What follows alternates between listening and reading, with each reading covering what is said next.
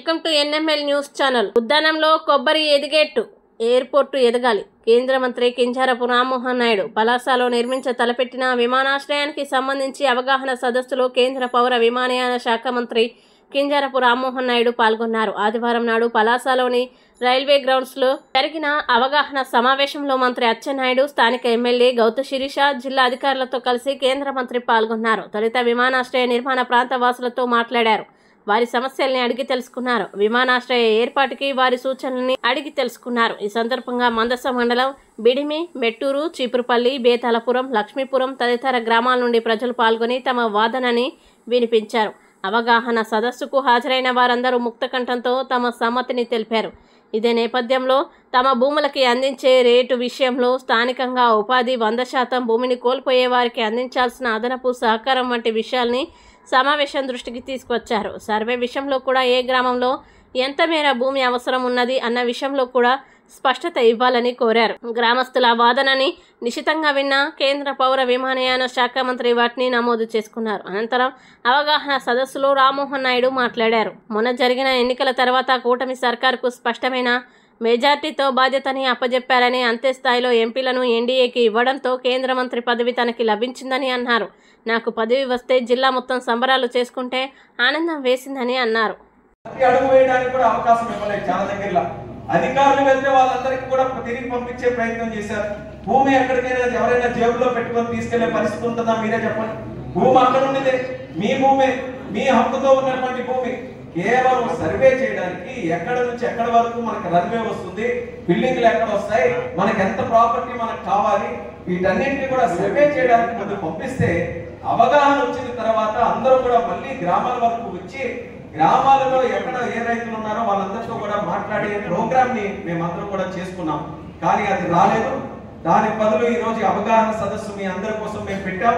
అయితే నాకు ఆనందం అనిపించినటువంటి విషయం ఏంటంటే, వచ్చిన కొంతమైందైనా సరే మీరు వాస్తవాలు మాట్లాడి స్పష్టంగా మేము ఎవ్వరం కూడా ఎయిర్పోర్ట్ కి వ్యతిరేకం కాదు, ఎయిర్పోర్ట్ వస్తే మా అందరికి కూడా మంచి జరుగుతున్నటువంటి ఒక్క మాట ఏదైతే మీరు మాట్లాడారో అది ఖచ్చితంగా రామబాణంలాగా తిరుగుతుందని నమ్మకం నాకు. ఎందుకనంటే ఈ రోజు ఇక్కడ ఉన్నటువంటి రైతులందరూ కూడా మీరు కొబ్బరి వేస్తున్నారు, జీడేస్తున్నారు, లేకపోతే ఇంకేదైనా పంట వేస్తున్నారు.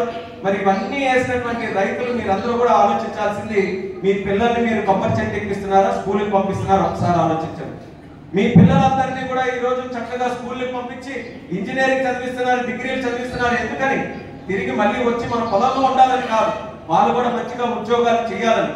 ఆ కష్టం ఏదైతే ఉందో ఆ చెమట అందరూ వచ్చి చెప్తున్నారు కాబట్టి ఆ పాజిటివ్ థింగ్ ఏదైతే ఉందో అది తీసుకొని వెళ్ళాలి. రెండోది ఇక్కడ ఓపెన్ గా చెప్పలేము. ఒకటి పోలీస్ దాని గురించి మాట్లాడారు. దానికి సంబంధించి ఏంటంటే ప్రభుత్వ ఉద్దేశం ఎప్పుడైనా సరే పోలీసులతోనూ ఇంకొకరితోనూ బెదిరించి భూములు పెట్టి చేయాలని ఉండదు. ఎస్పెషల్లీ ఇప్పుడున్న గవర్నమెంట్ ఆ ఇంటెన్షనే లేదు. సో వాళ్ళకి ఒప్పించి వాళ్ళకి ఏం కావాలో వాళ్ళ సమస్యలు ఏమున్నాయో అవి తీర్చి దాని తర్వాతనే దాని ముందుకు వెళ్తారని చెప్పి ఇక్కడ అందరూ చెప్తున్నారు. సో అది మన ఇంటెన్షన్ అక్కడ ఉన్నది. సో పర్పస్ దాని మీదనే చెప్తున్నాము.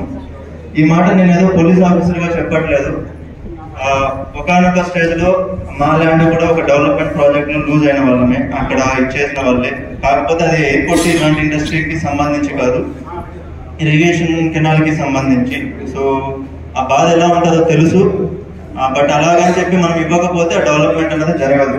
సో ఒక రైతు ఫ్యామిలీ నుంచి వచ్చిన వాళ్ళగానే చెప్తున్నాను. సో మీరు దయచేసి దీనివల్ల జరిగే పాజిటివిటీని తీసుకెళ్ళండి. దానికి సంబంధించి రెవెన్యూ యంత్రాంగం కావచ్చు, పోలీస్ యంత్రాంగం కావచ్చు, మనకున్న మినిస్టర్ సార్ వాళ్ళు కావచ్చు, దానికి 100% సపోర్ట్ చేస్తారు. అండ్ ఎటువంటి ఇష్యూ లేకుండా అందరూ చాలా వరకు ఇస్తున్నారు. బట్ 10-20% ఏదైతే ప్రాబ్లం ఉందో ఆ ప్రాబ్లం కూడా క్లియర్ అవ్వాలి. మీరు అన్నట్లు కావాలని చెప్పి ఎవరైతే ప్రాబ్లం క్రియేట్ చేస్తున్నారో వాళ్ళని ఎలా హ్యాండిల్ చేయాలో అలా హ్యాండిల్ చేస్తాం. Thank you.